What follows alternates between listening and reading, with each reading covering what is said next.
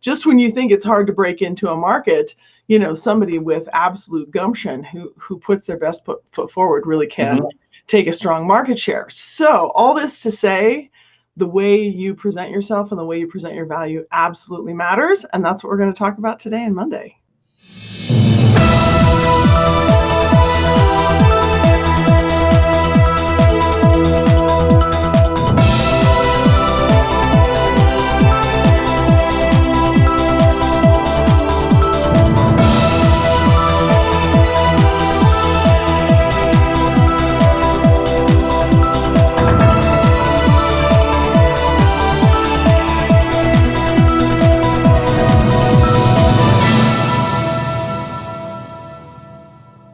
Amy, always good to see you. Happy Friday.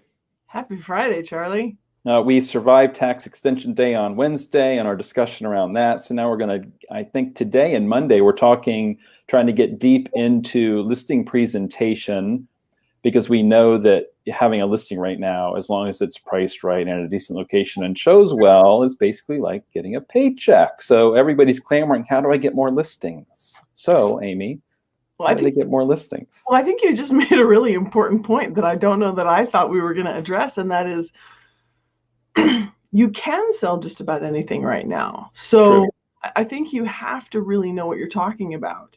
I said this to an agent the other day. I said, if they could put a sign on their fence and get 2 offers, right, what do they need you for? And I'm not being sarcastic. I'm really trying to get us to all really look at this, because I honestly believe the amount of exposure that I and my closest friend agents give to properties is what creates a really strong showing, right? Really strong viewing and incredible multiple offers over any recent sales, and then justification to an appraiser with a stack of other offers. So I think using an agent is absolutely vital to getting top dollar and keeping your wits about you.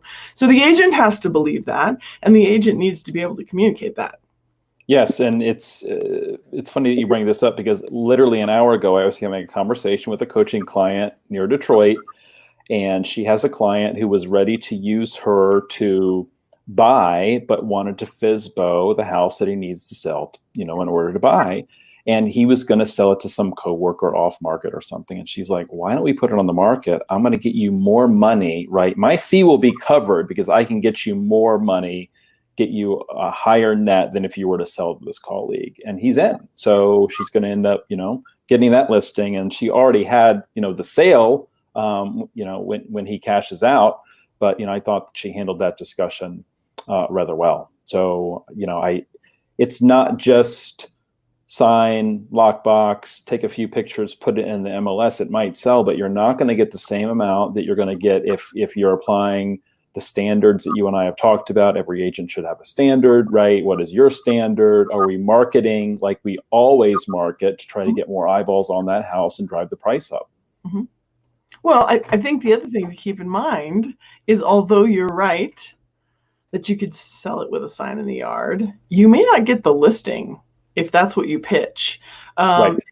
And in every boom market, the number of licenses goes up dramatically. So every MLS has way more realtors, way more licensed realtors than they had 5 years ago. And they may be part-time agents, they may be full-time agents. Charlie, you and I know, and I think everyone knows, some little crazy newbie who appeared on the scene 2 years ago who seems to be wiping the floor with a lot of people. It's like, just when you think it's hard to break into a market, somebody with absolute gumption who puts their best foot forward really can take a strong market share. So all this to say, the way you present yourself and the way you present your value absolutely matters. And that's what we're going to talk about today and Monday. Awesome. So where do we want to start today? So I guess I'm beating this to death, but until you guys listen, I'm going to keep saying it. Expectation setting is absolutely key. You have to let the seller understand what's about to happen. Don't leave them begging you for more information, calling you later saying, wait, when is this going to be? And did we need to talk about? And you're like, oh crap, I forgot to cover that. You need to cover everything. You need a really, really detailed checklist and make sure nothing is left out. I recommend, and Charlie, I think you do too, that you can send kind of the warm, fuzzy stuff in advance. I'm a great agent. I've been doing this long, I have these credentials, my brokerage has this market share. All of that can come in advance, along with testimonials, a map of your sales, big picture market trends, maybe some of the talking points that you and I have given, Charlie, about properties are seeing all-time highs. You could have some of that stuff in there. I would never send my CMA, and I know agents that do. So if you have a technique, don't feel stopped by me. But I want to explain the current comps in person. Agreed, along with my fee in person. So those are the two that I'm not sending in advance. But yeah, I like the idea of, listen, I'm going to send you a book.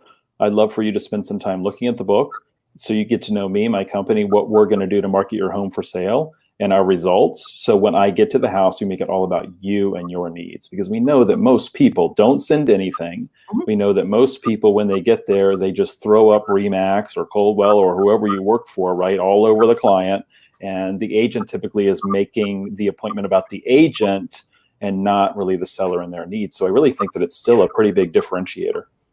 Absolutely. I shared on a previous show that I had converted mine to a flip book. It just make it look a little bit more polished.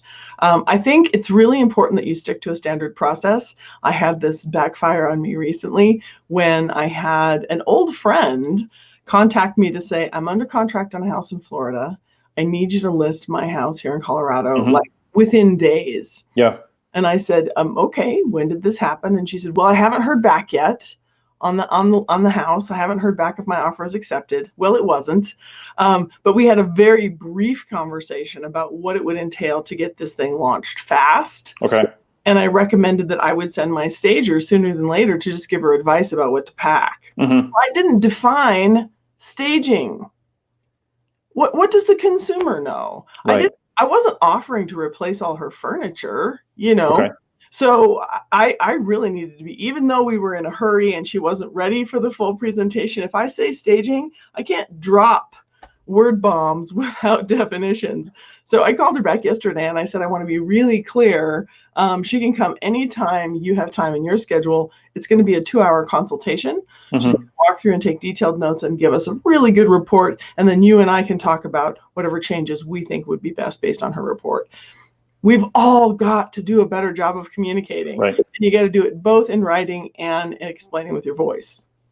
Yeah, I like it. And having a system to do that, so you're not, it's okay, now we're on step 4. I need to make sure that she understands what the staging consult is, right? The movers are not showing up to swap out the furniture today, right? It's just a consultation.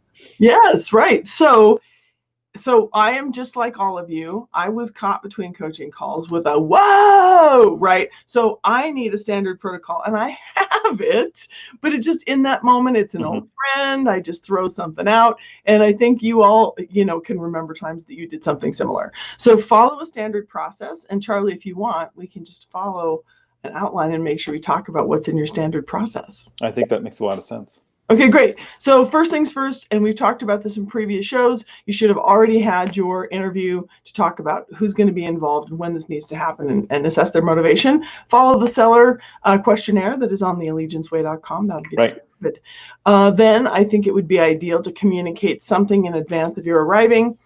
We talked about the warm and fuzzy, and maybe that's a bad description of it, but the more that send the about me in advance. When we get there, we're going to make it about you. So send the about me in advance and figure out how many things you can include in that. There's quite a bit of expectation setting you can do in advance. Yes. Keep in mind, however, if you dump all of the, here's how appraisals work, here's how inspection works, if you dump all your explaining into that initial document and they don't read it, they don't know. Right. Expectations are not set just because you send an email. So I would be very, very careful to explain those things. When you actually do your presentation, again, define all the things that you talk about, and don't say, I asked them if they wanted me to. I asked them if they wanted me to explain, and they said no. Right. No. Yep. Just explain. Because not everyone means the same things, right? And I've had people say to me, oh, they've sold a house before. That's not a thing. Not in this market. They had a different agent. They were in a different market. They had a different experience. No matter what, you are here to educate them about your service. Don't assume that this is intuitive. So do a really good job of understanding your own service. And I was talking to a coaching client the other day about taking the time, however many times you need to, like once a day until you get comfortable to read your own listing presentation to yourself. Don't show up unprepared and say, oh, I'm just so nervous. I don't do this very often. Well, that's your fault, right? Don't practice brain surgery on the patients. Practice it on the cadaver. So I send out a book, you send out an email. The point is we're sending collateral, right? Let's say they even review it. You are a proponent, however, of still showing up with some marketing samples. Let's talk more specifically about what happens when you show up. So when we show up, I always think we need to be reassessing motivation, because I think miscommunication happens, right? Okay. What do you say, Charlie? Conflict arises when expectations differ. Yes. So reestablish, here's what we're here to talk about today, right? We're going to go through things for about an hour, longer if you guys want. I years ago showed up to a listing presentation and the woman had backed competing agents back to back in 30-minute increments. I had no idea, did not see that coming. So, my fault for not saying I'll arrive at this time. It'll take at least an hour. So make sure you understand, here's what we're here to establish tonight. Is that what you had in mind, Mr. and Mrs. Seller, right? Good. Yes. And then maybe you didn't talk to both of them on the phone. So say, I talked to Brandon and he said that, moving to Austin by such and such time is ideal. Is that what you were thinking also, Sharon? And just get clear. Okay. Everyone. I appreciate what you said about bring samples. So for me, because I do these now via Zoom. Yep. I don't know whatever state you're in. Right now, masks are really strongly encouraged. Yes. So I have tried showing up.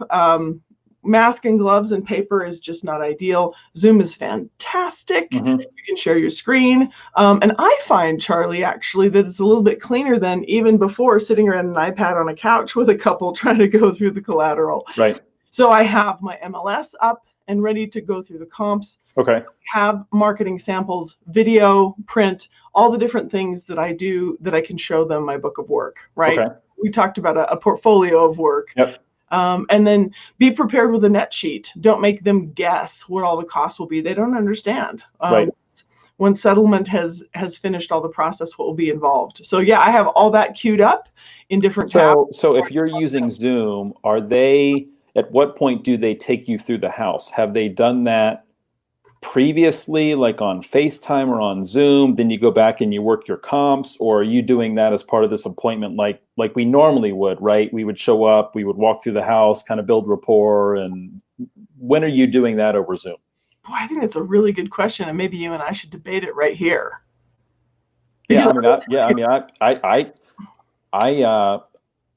I've always been an advocate of one appointment. Now, I know in some markets, it's pretty common for the agent to go visit, take a look at the house, right, and then come back with comps. Right. At least in my market, I don't think you have that opportunity often, right? Somebody comes in, swoops in, grabs the listing, and there's no second appointment. Correct. That's what how have you done it in the past on Zoom during that first kind of pre-call when you're going through the seller questionnaire? Are you doing a home tour, or are you doing that during the regular listing appointment like you would normally do, a physical listing appointment? I'm just curious how you're personally doing it. Right. Well, it so depends on your market. And now about how many more historic homes you guys have than us. Yeah. I'm in a much newer market with many more tract homes. Right. So, the really custom nature of your homes is a factor. Yep. But I think the most important thing is about the relationship with the client, because if you have a strong relationship with them, you might be able to do it in any particular order. But I shared that I actually lost a listing from a neighbor because the first thing I did was go over mask and gloves to tour their house. I was prepared to walk them through everything on Zoom thereafter.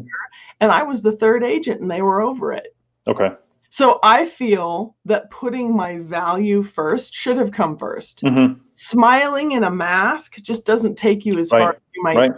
Right. So the next one, without ever having seen the home, I had a referral and got the clients on there immediately on Zoom as soon as they were able, and walked them through the vision and said, here's what we're up against. What do you think about that? Okay. Right. And they're like, oh, this feels good. This is great. When can you come over? And that totally worked. And then we talked about a few repair items. We talked about getting some support from a stager.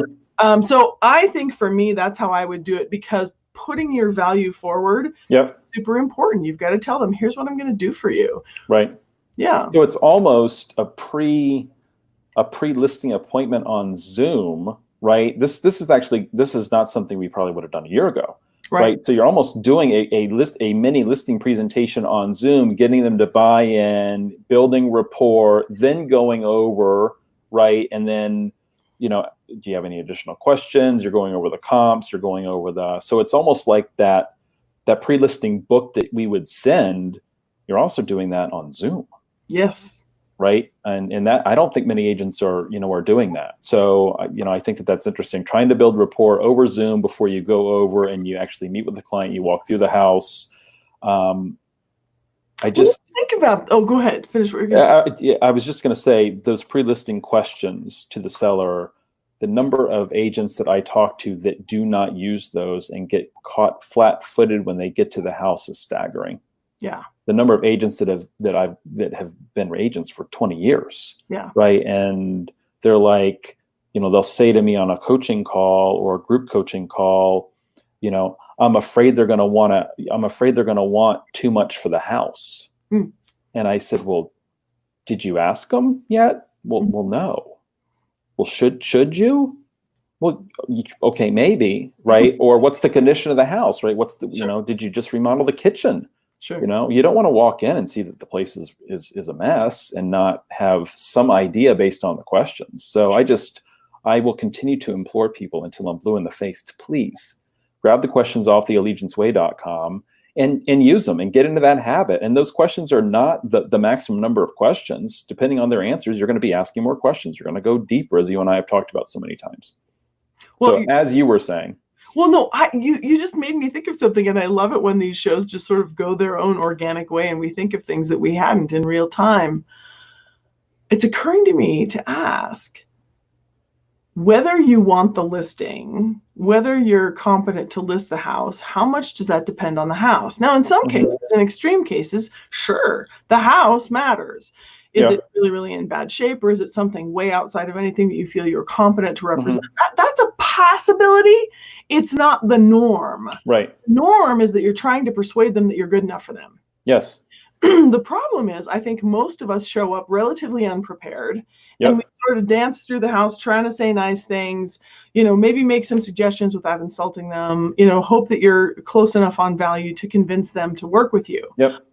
Just in this moment, Charlie, I'm thinking this is ridiculous and backwards. If what you have is a service model, a really strong professional service model that helps guide people through buying and selling varieties of types of real estate, if you would present that, and then the second thing we do is we go check out the asset. Okay. So now that we've established we have a plan, we have a plan of attack. Now let's go look at the asset, right? Now we're going to customize our plan of attack based on the thing that we're going to sell. Because really, it's about, are they too crazy for you to take on as clients, right? It's rarely that the house is too crazy. Once in a blue moon. But is the client a good fit for you? Are you a good fit for the client? And when we just show up and make it all about the house, I think we're missing an opportunity to make it about the service. And the house could be secondary. I don't know. Maybe that backfires because I know the owner has so much pride. Right. No, we could almost rewrite our listing process based on this show today and going deeper before you get to the house, right? On Zoom, ideally to build rapport. And, showing your stuff and then sending them the book or whatever. Right. So, I mean, I don't think anybody's doing that. I don't know any agent that's getting on Zoom, establishing rapport. You're basically going through the questions on Zoom, right? Instead of just on the phone. And then you're sending out your book and then you're getting there. And I mean, if the seller's motivated, the house almost doesn't matter, right? If they're motivated, we can get it sold, right? Well, even if it backs to train tracks and the whole, anomaly, there was a fire.